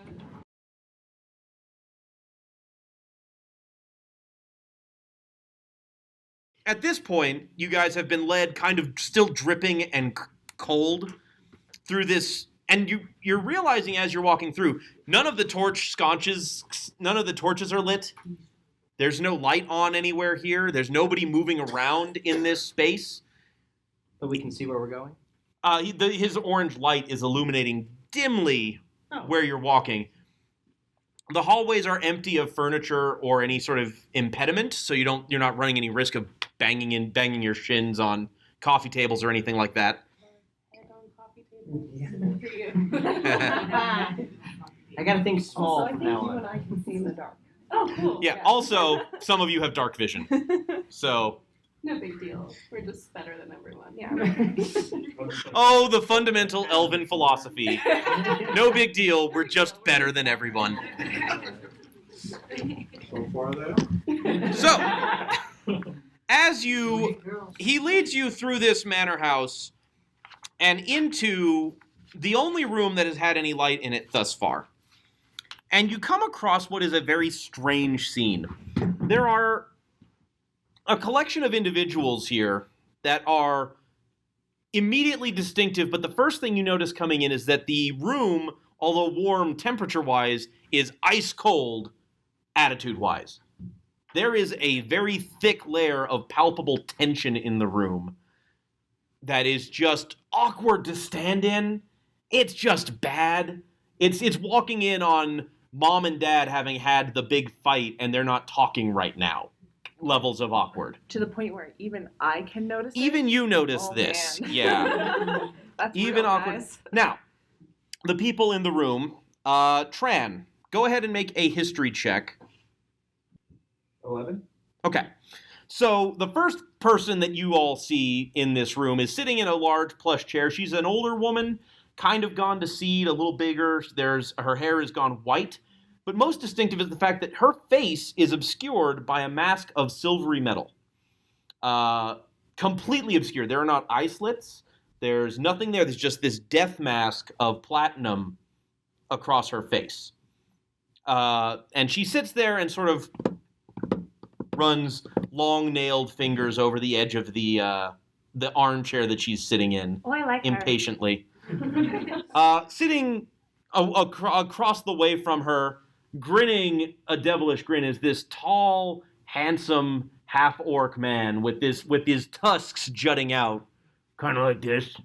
And his jaw's a little jagged, and he has a really well-healed set of 3 scars raking across his cheek. He is dressed in fine furs and ermine and, like hot, really richly detailed leather. And he's playing with a knife that it just looks as sharp as you can make a knife. Sharper than the charcuterie dagger. He's just playing with this knife and dancing it around in his hand, rolling it across his knuckles and flipping it back to the other hand. Grinning and playing around with this and sort of showing off. Nobody else in the room is impressed. Nobody's even looking at him. I'm impressed. Okay, great. Standing by the fire, so close to the roaring fire in the fireplace as to actually be turning slightly red, is a slim iron golem. Built to look like a slim woman, but wearing plate armor. Go ahead and make a history check. All of us? Just Myri. History or Arcana? Arcana. Arcana's a better one for this. Nice. Good, it's a 23. Okay, so you've seen iron golems before in your travels because cities use a lot of the bigger cities use iron golems as a sort of police force. Hard to bribe something that is just ordered to like bring criminals in, right? This is constructed like in a very delicate and like lighter manner. It's not this big bulky robot like entity, but it is an iron golem, and it's standing so close to the fire that like it's turning red right at the hip as it's getting hotter. Cool. Staring out the window is a man who just looks like, Captain Caveman? Captain Caveman from the old Hanna-Barbera cartoons? It's just a massive hair, right? Like you can see these piercing green eyes coming out of it and this thick hooked nose. But other than that, his hair grows down to his waist and it's matted and it's thick and everywhere on his arms is just covered with gross, like slick, greasy hair. And he turns around and he looks at all of you with the most hostility any human being has ever dropped on you. Just pure, unadulterated, I don't like you. Does he say that? No. Just he's communicating that entirely with piercing green eyes. Although he lingers on Tran and just sort of gives him an extra little bit of fuck you.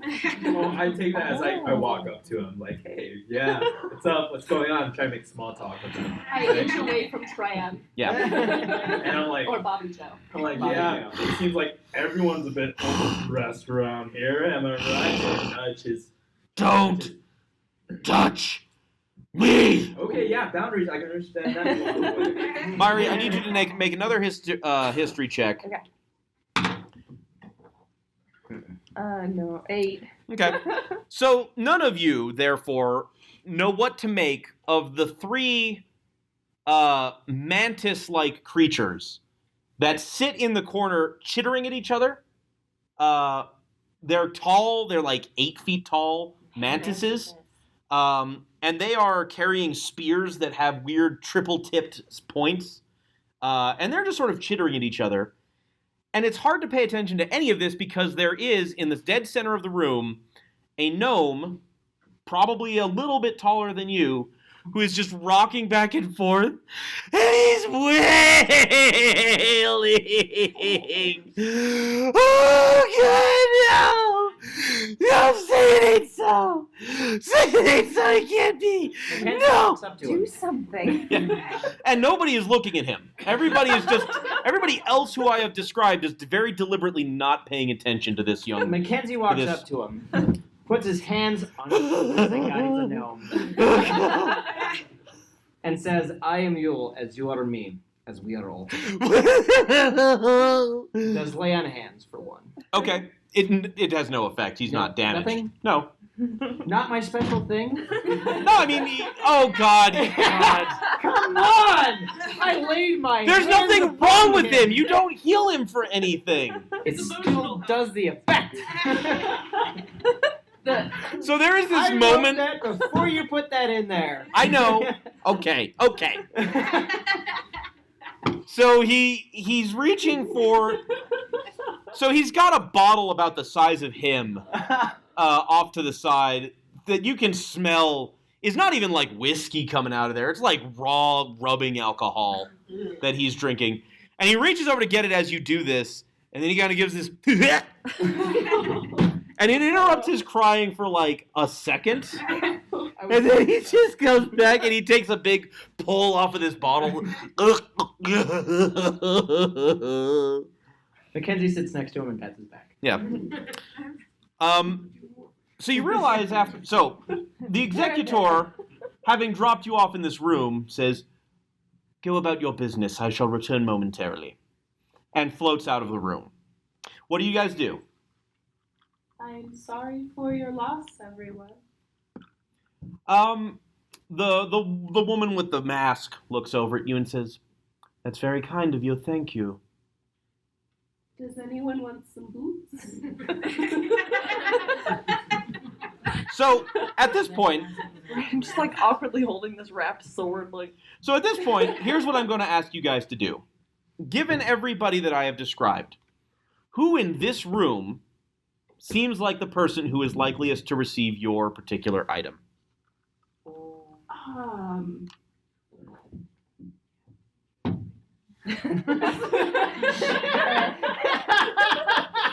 You cheat. I don't think it's cheating to just leave it to fate. I mean, it's kind of cheating. I pull out the cheese knife and I put it in front of the gnome.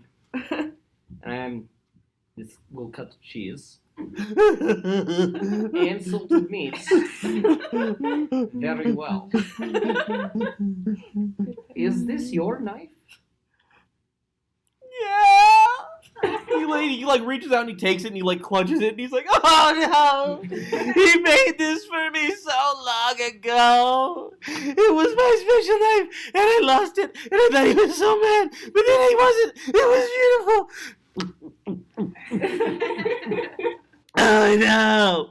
And there's a ringing sound that hits as you hand this knife over to him, and you look up and there's this cracked golden bell at the very top of the room that sort of like rings back and forth and goes clang, cling, clang, clang, lets out these discordant notes. Anybody else? I assume those mantises are in a war with the spiders. Okay. And I'm gonna. They're like, "This sword kills spiders. Is it yours? Do you speak?"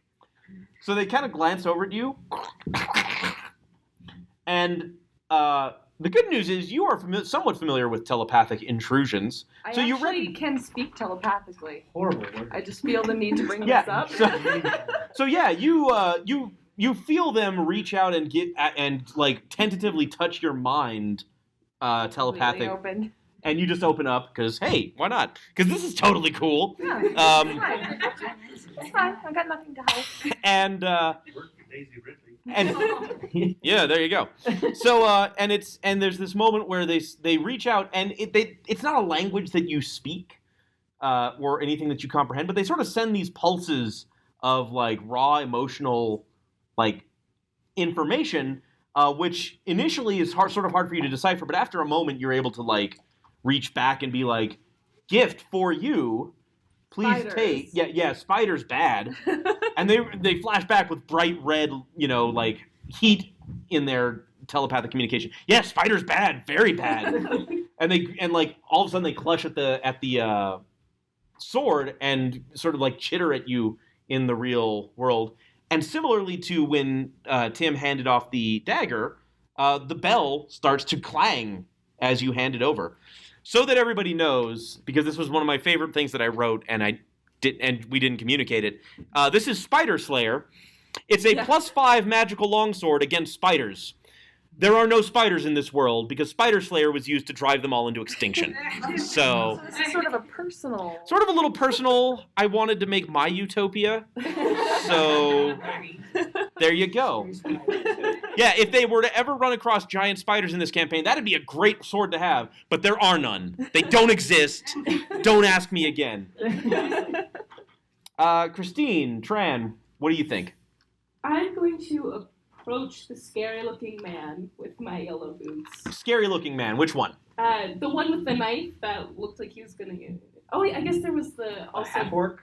Yeah, the half-orc. The half-orc. Half-orc Yeah. or the hairy guy? Not the hairy guy. He was super scary. Okay, this is the lesser, So the scary guy, the lesser lesser of. scary. Okay. Man. He's flipping the dagger around and he looks up at you and as you approach and he gives you this wide grin. He says, "Hey, what's up?" Yellow boots for I him. blush. Hello. I was wondering if you wanted some boots that would save you from bananas.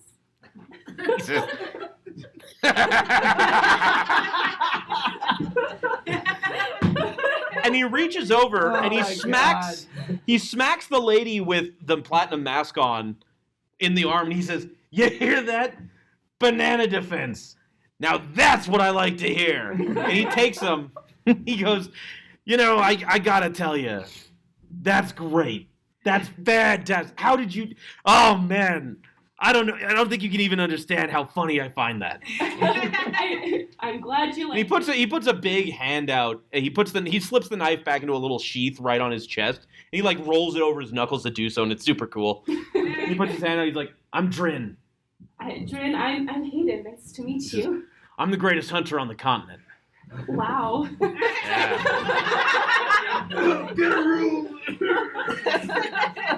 And he takes the boots from you, and the bell starts to clang. And he says, "You know what the trickiest territory to hunt in is? No. The jungle. You know what they got in jungles? Bananas? Bingo! This girl gets it!" Nice to meet you, Dren. He's like, "It's really nice to meet you, Hayden. Hope you stick around." So, What's his charisma? I mean, you tell me, man. What do you think? Did you see the knife flipping? That is one handsome half-orc. He's pretty handsome for a half-orc to pull that off. Yeah, I mean, That's a smooth-talking half-orc. Tran, what do you think? I'm not I racist. take out the item out of my bag, the package that says meant for the one. The one, yeah. The one.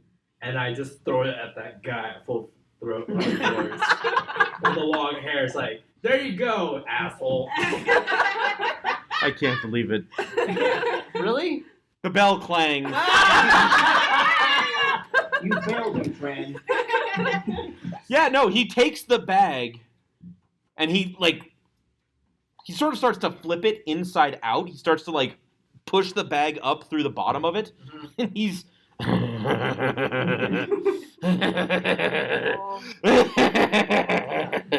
I'm glad you enjoy it. And he puts it like Santa over his shoulder and he says, "I love it."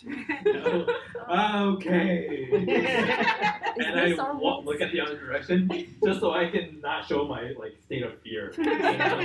So- At this point, the door swings wide open and the executor comes in and he's bobbing along and he's got a book about yay thick stuck in his teeth. He sort of bobs in Oh, because he has no arms. because he has no arms. And he flops it onto the desk that sits near the fireplace. He says, "It will take me some time to locate the appropriate passage. Please do mingle." Mackenzie walks up to the lady with the scary iron mask thing, Yes? pulls out his tinderbox, and hands it to her. The tinderbox. The tinderbox. Okay.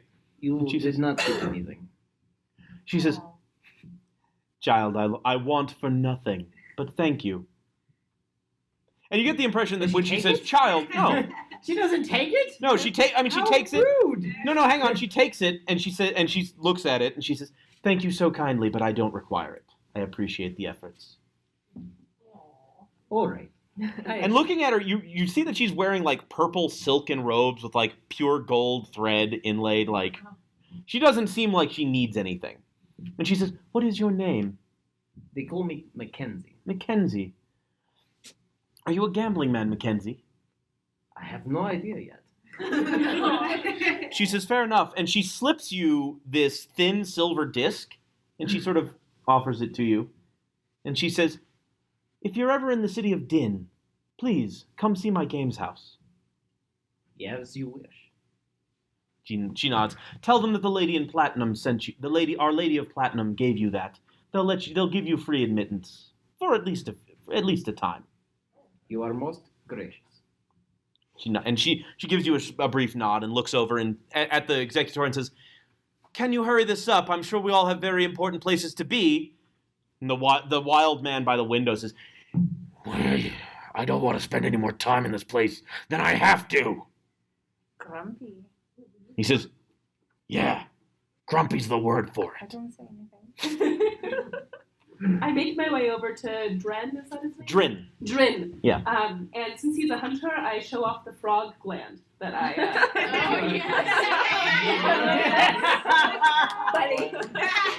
You're not the only one. He says, "We take a look at that." And he takes But it. I procured it. And he takes it and he kind of like gives it the once over and he's like, "This is not bad. This is pretty good. Here, watch this though." And he like takes your hand and like pulls the knife out and he's like, "Now if you shave off that piece," and he like puts the knife in your hand and like runs it over. Yeah. I gotta go. I'm gonna go We to gotta the. spend the time somehow. I'm gonna go to the hairy guy and it's like, okay, I traveled all this way and was attacked by a frog person and betrayed. Yeah, tell me. You gotta tell me what's in that bag. What's in that bag? What's in that bag? It's just torturing me right now. Okay, so he looks at you and he gives you this grin that like splits the matted hair around his beard, and it's a little wider than you'd expect it to be. It's almost like a wolf's grin. That's freaky, but I'm intrigued. And he reaches in and he pulls out like nothing. And he just puts it in there and he's like, "There's nothing in here." Fuck off, and I just walk away.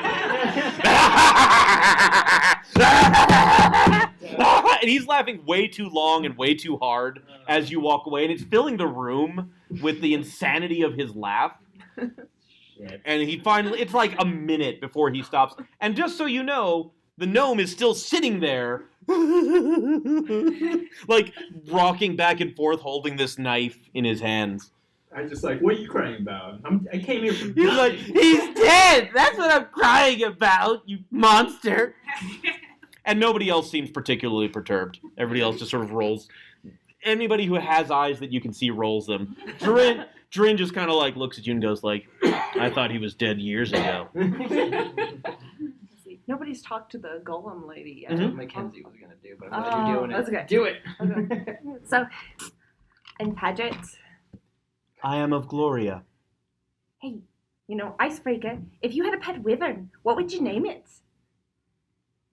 There's this very long pause, like a solid 20 seconds of time, before it comes back and says, "My pet wyvern is named Tim."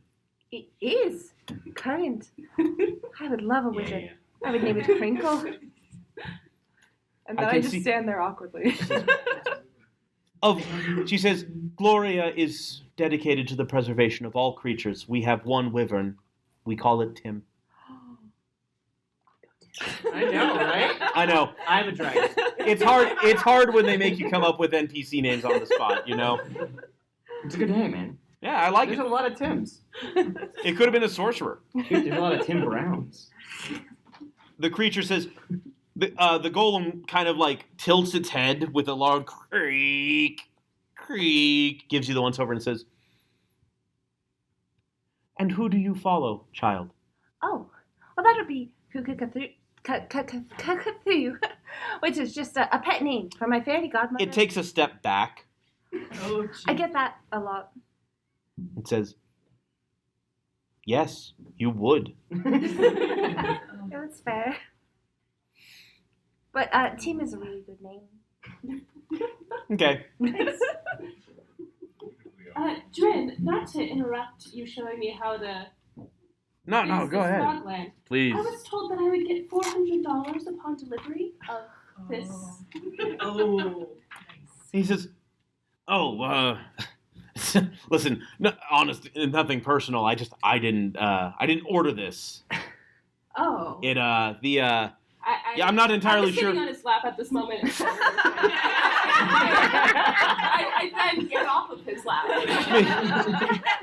He's like, I mean, listen, nothing personal. It's just, I didn't order these. It's very nice of you to bring them to me. I figured it was part of this whole thing. Most things about Jen kind of were. At which point the golem sort of like whips her head at him and says, "Do not speak the name." He's like, "Oh, come on." What name is that? Tim. I mean, No, not their stupid wyvern. It's a popular weaver. Jean Hawkwing. That's who. He's the guy who died. That's who we're all here to hear the will. And she says, "Do not speak the name." I won't speak the name. Okay, we did our job. I think you just Just leave. Well, There's a small. We're clearly awkward and useless, so. No, I believe it is required that you sit and listen to the remainder of this. I have located the appropriate passage. Mackenzie is sitting next to Our Lady of Flight. Ladies and gentlemen, thank you for attending. I am the executor of the Jean Hawkwing's estate. You're welcome. Thank you. I would like to, at this point, begin the reading of the will, if everyone could please be quiet. And this light flutters over the book that is sitting in front of him. I, Jean Hawkwing, hereby certify that I am of sound mind and body, and therefore issue the following will and testament. Over the course of my long life, I have traveled the world and fathered at least 35 children. Yeah. Across several species. Follower of the 4. Definitely not cuckoo. If I could have silence, please. Sorry. These children have drifted across several species and several races through the use of various polymorphic magics, as I decided over the course of my long life to live and reside amongst many peoples. Oh, yeah. Because of the unnatural strength of my seed, however, no. Don't stop. my children possess the strong wanderlust and adventurous desires that pushed me towards my fame and fortune. Wanderlust. So much so, in fact, that many have since passed on in adventures of their own. As my own life is likely to end in the near future, I commit to this will my wishes for the dispensation of my estate. My executor, Bailhop, is hereby ordered to call to my estate however many children of mine that he can find. To those children who can pass the simple test of distribution of mystical items, I leave my estate and properties, which are listed in the document below. I say this as a warning, due to my age and numerous divorces. Most of these items and properties are in disarray, stolen by old friends and enemies, or require other work to return them to their glory. If, however, my legacy is restored to power, I estimate that the value contained there would be in excess of 12 million gold pieces. The sole remaining piece of the estate that I consider secure is a small manor house in which my children will gather. The estate is and remains in the care of Nolby, my groundskeeper, and the gnome just lets out a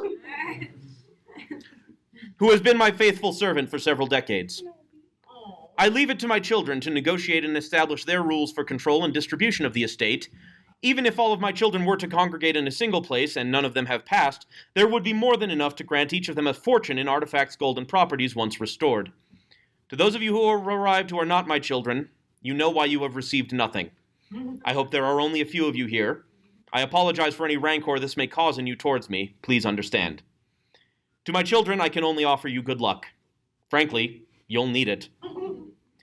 Signed, Jean Hawkwing. Postscript, stay out of the basement, there's a ghost there. So if the room was icy and cold earlier, the looks that the other entities are laying upon you is the Arctic. They are all staring at the four of you with the coldest, most dispassionate expression they can offer as the five of them stand and begin to make their way out of the room. What did we do? Wait, are the mantises his kids too? Is that... No, they are. None of them are the Okay, I mantises. just wanted to- None of them are his children, guys. Oh, come on. Just At Us? least you weren't flirting with your brother. Thank you. Yeah, Dzhen, who I'm was trying to get money out of the situation, so... Dzhen, who was kind of like trying to get back in your good graces, kind of gives you a little bit of a look and like, did you not know him at all? What? Hayden, At this point, the woman in platinum has left. The golem has left. Dzhen is the wild man and the mantises are the only ones who remain. So let me get this straight. We're his children? I I mean, thought the mantises were. We're all related? that's what it looks like to me. I love family! Me too! I run up and hug the elf. I Like around the ankles. Hayden is trying her best to smile, but she is crying. a Yeah. little bit. She's I also hug She's the elf. heartbroken. I pat her knees. I I'm pat her overwhelmed knees. with emotion. Like, I wasn't briefed on this. No one told me. Dren's like, yeah, that sounds like Dzhen. Can I call What an you asshole? Why did he tell us? He says, well, I mean, I don't know Dzhen after we parted ways a couple of decades back, but he did what he did. He couldn't have sent anyone to, like, at least send a pamphlet on, He says, pamphlet. God, that would have been nice, wouldn't it? Would have been the least helpful thing. You are my seed. That would have been okay. has with me, cards yes. made up, just leaves it. So the wild man, who you have had all these interactions with, just looks over at you and he says, "You're the seed of the devil, boy. What? You'd Shut best up. get used to You it." shut your mouth! I don't know you! You don't get to talk to me like I that! mean, I literally am. And Dzhen sort of like claps you on the shoulder after the hug sort of breaks apart, and he's like, "He wasn't kidding. You're gonna need some luck to get through all of this." I burst into tears. Yeah. So, wait 1 second. Are the other people related to us too? He says, "I think I'm not getting into that mess. Or are you divorces? Well, I don't know what the story is with your guys' moms. Or dads. I don't know. Dzhen was into some crazy shit. I just want to say that. I don't know what your guys' story is, and frankly, I don't want to have any part of this business. I got out of the Hawkwing deal decades ago for a reason. All I can say is, it's a tangled mess, and have fun with that." I think I'm still hugging you. Oh, I'm sobbing, by the way. So, he says, maybe Skullface over... No. He says, Nolby's been around as long as anybody, but he's a drunken lunatic. And maybe the skull has something for you, but best of luck. He takes a walk out the door and leaves. Okay, bye. Bye. Was there perhaps, through Hayden's tears, a chance that he mentioned how he saved a village about, I don't know, a couple decades back? The executor sort of floats over to the desk again and kind of flicks orange light through the pages and says, "If there was anything related to his exploits, they will be in this document. It's 970 pages long. You're free to attempt to decipher it as best you can." I willingly take that. Yeah. So, you've inherited quite a fortune. in potentia, if you will. The last remains of the fungible assets, the gold, was used to bring you here, and the payment for the task that you completed is waiting for you in the treasury. It was the very last of it, so you will be paid for the work that you have done here. Hayden, can I borrow that frog gland that you I'm asking really nicely. Please. No. You need to call her big sister. Yeah, little bro.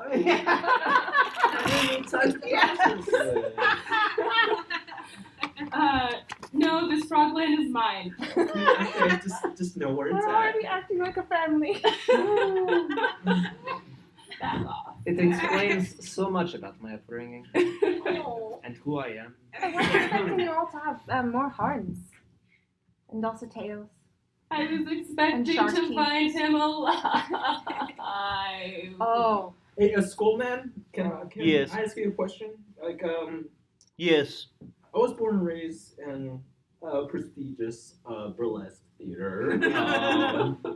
I was wondering if there was any writing that would point me out on who my mom is between all the places.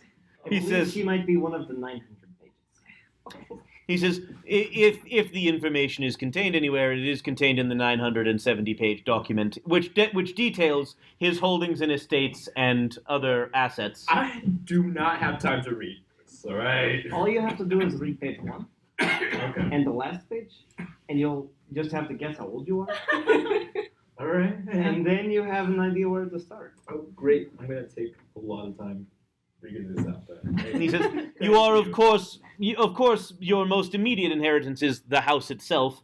You are, With of the course... ghost. Yes, of course. You're not the ghost, right? No, I am the executor and butler here at the estate. What was your name again? Like Billhead or something? No, it's Bailey Hop. Bale Hop? Bailhop. I would much prefer you refer to me as the executor, please. What about Bailey? Please. But from our experience so far, you're going to die by hay. Bales of hay kill you. Oh, dear God. This is what it is. Is Oh, that no. B-A-E-L? Are we like our father? B apostrophe A-A-L dash H-O-P. Thank you. Please do not refer to me by this name. Okay. Please! Do you have lots of children? He's a floating skull. So, our How dad would you was a have very assumed way that of that breed happened? Out of, I do ordinary- not have lots of children. In fact, I do not possess any spawn, thank you. I am... That's a harsh word. That's a beautiful word. I feel like Spawn. What? There's a Nolby... lot of us. Nolby is sitting there still drinking from the bottle. He's the only one left. Everybody else has sort of dispersed. You should have might as well say, yeah, it's jism or something. He says, well, I certainly wouldn't dream of impugning the master Hawkwing himself, but yes, he did have quite a roving eye and a roving pattern and a roving habit of living for decades amongst people he had not prior lived with and existed with. Roving. I like this. He says, I have perused this document in some detail over the past several decades that Hawkwing has been missing. I have some notion of the things and value of various items within it. We can go over this some more in the morning, of course. I'm afraid that you possess at this point all that remains of the once glorious Jean Hawkwing estate. Do you have any questions? Is there anything else I can sort for you? Are we in debt? That's important. At this point in time, there are a few properties that are in legal dispute. However, there are no active debts. As Monsieur Hawkwing has not resided in any sort of public life for 40 years. Do we have any non-financial debts to pay? I suppose you would have to take that up with the various people who might in some way feel that way. The individuals who were just at the reading would probably be the most insightful regarding their perception of his debts. Also, and this is very important. I call a room with the best window view. So you scamper up. Just one last question. What? Oh, I was- sincerely doubt that. What was our father? Yes, I suppose you all do seem rather baffled at the identity. And none of you have heard of Jean Hawkwing. Nope. I mean, today. Well, fair. The folklore around Jean Hawkwing is, well, long and established. A powerful wizard. He was, by the time I came into his service, well over 600 years old. And I have been in his service for 400 years. So, he was, in my understanding of him, he did not spend much time here at the manor house. He imbued me with life. I am a spirit of intelligence that resides within this skull. Thank you very much. You're like a brother. I would not go so far, sir. I am a butler, an employee of the estate. I would not claim any filial attachment to So like a Master cousin? Hawkwing. No, Cousin. not part of... So I feel like I- you're more of a cousin. No, that's not at all what I'm saying. Please listen. Cousin head, yeah. Oh God. Dear, oh, by the sweet Bator. I would like to point out that you let him have us. I did no such thing. I have no... Were you around? No. Oh, good. I am. My activities are restricted to the estate itself. I am not permitted to leave the exterior of the building. I and Nolby have resided here. Hawkwing would go on adventures that would leave him distant for decades. Perhaps even a century at one point. It's been a long time. We had assumed that he was out on one of these travails when we received word that he had passed and that we needed to attend to the estate. How did he die? No, wait, I said one more question. That's one more question. For you, but I want to know. Oh. I'm well, afraid we have no idea. We don't know where he was, what was happening. We simply received the mystical summons that he had passed. Mystical summons. Okay. Yeah. All right. Many things that he did involved magic. He was a wizard, after all. Sounds like an excuse. A blackbird flew in through the window and told us that Jean Hawkwing had died. I don't know what to tell you. It was kind of strange. I'm drawing a keep out I sign can't for my ask door, more but I really need questions. to come in. I'm sorry, what, Tim? I can't ask more questions. Nope. You done fucked that one up, boy. Damn honest paladins. Can I help you all with anything else tonight? I'm sure you've traveled a long way in the emotional shock. For those of you who have emotions, I'm sure it must be devastating, or I'm gonna at pull least him shocking. aside, like, show me the treasury, alright? Is this... Very well, sir. Please come this way. And don't tell anyone about this. Just for you and I. They're standing right over there. I don't know. We're right here. Ignore I them. can hear you. I follow. I have ears. Also, Okay, what type of fine. ghost? Everyone can come. Everyone He says- takes a share. The ghost appeared 3 centuries ago and has since resisted all attempts to exorcise or remove it from the basement. I'm going to make friends. It sounds like a lazy ghost. We call it Hersatz. All right. Awesome. Yes. Is How would there you spell that perhaps one? chocolate ice cream? I mean, that was my guess. The I like it. I'm afraid there's not much food available. Nolby may have something for you. I don't consume meat or plant matter to sustain myself, so I have no need of it. right? No. No? No. Oh. I exist as a spirit of pure energy. I simply absorb light from the sun, thank you. Side That's note, very efficient. fusion? What? How's he powered? I mean, I don't know what that word means. No. Just I mean, I understand. Aside. I mean, I have to know for a second. Is this like a fusion-based system? Are you going to talk to me about Bob from the Dresden Files right now, or is that Fair what we're enough. Thank you. All right. doing? Thanks for making my reference explicit. Thanks, buddy. So yeah, he leads you all to a room that that is a fairly large chamber, and at one point seemed to hold quite a few things. Although now there is a small chest at one end of it, and he says, "As you can imagine, the upkeep on the estates costs quite a lot annually. The payment to the king, to the lords of the land. We do have to pay taxes, unfortunately, property taxes and the what." How much is this estate worth right now? The current market. He says, "Well, the estimates are sort of difficult for me to imagine because no one's made an offer, but if you were to just simply sell off the estate and walk away, perhaps 7,000 gold pieces." No, it has a ghost. Yeah. That would probably cut down on the value of the building. Yeah, by law, we have to mention the ghost, obviously. Try and make an intelligence check. Damn real estate agents in the Middle Ages. In the fantasy Middle Ages. So Intelligence, man. It's a plus or a minus. Squirt. I know. 15? Oh yeah, it's 100% the law that if there's a haunting, you have to mention it. If you don't, you are open to some very serious shit. I know. I've seen so many documentaries about this. So if you open up the chest, there's 2,000 gold pieces in there that you can count out. Each of you was promised 500 to deliver your various items. Excellent. Well, there we go. Alright, cool. Taking that. Are we gonna... I try and pilfer just one of Bobby Joe's coins, just because. Make a sleight of hand check. Try and make a perception check. Just because, sibling love. Why has to be perception, by the way? Because perception is the skill you roll when you need to notice something you didn't know you were looking for. Okay. 15. Fuck. So the way this actually divvies up is 499 to Tran, 501 to Christine. Be sure to take good notes on that. Oh, yes. Yes.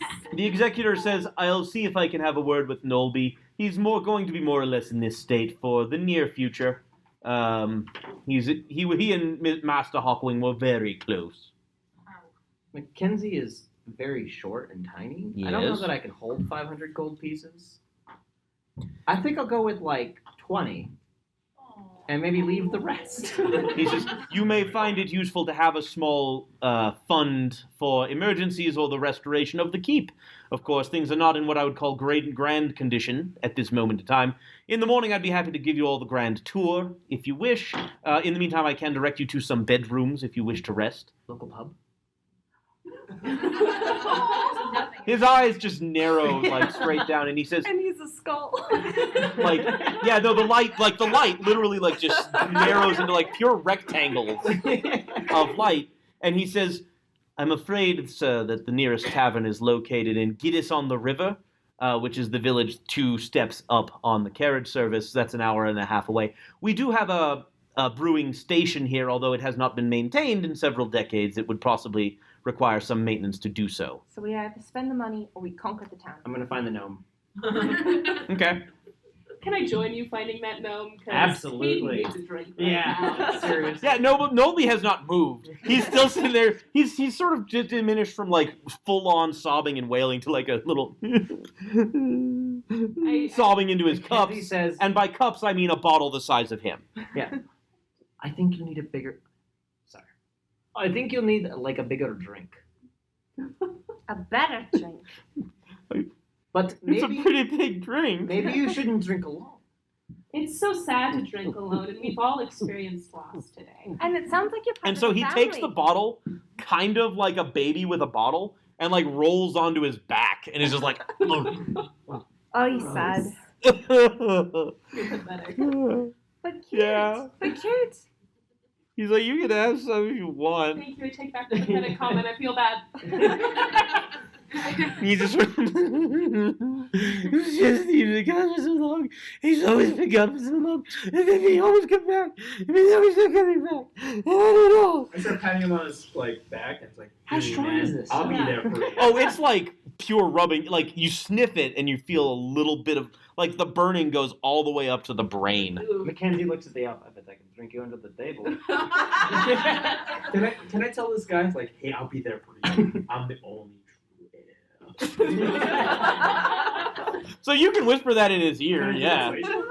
No, I mean here's the deal, man. At this point, he's not going to remember what happened tomorrow. Yeah. So I mean, you can say it. It's just not going to stick. I can tell you now. Yeah. We are now engaged in a drinking competition. Would you like to join? Yeah, sure, why not? I'll arbitrate. Okay. So everybody, go ahead and make a Constitution check since we're doing this. Woo! And I got another 20 minutes of the show. 13. We'll do a drink. We'll finish this. Okay. 13. 7. 7. Tran. I'm that size.